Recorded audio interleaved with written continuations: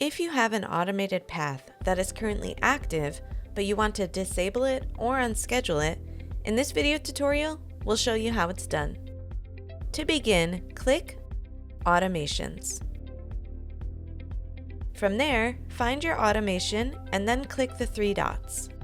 From here, you can choose to edit, disable the trigger, or end the path completely. By choosing Edit, you can make changes to your path while still allowing contacts to progress through it. Choosing Disable the Trigger will allow you to prevent new contacts from being added to the queue while allowing the contacts already in the queue to finish the series.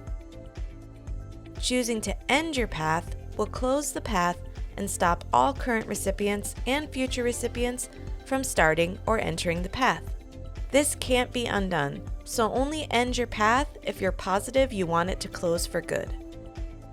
And that covers all of the different ways you can unschedule, disable, or cancel your paths in the Automation Path Builder from Constant Contact.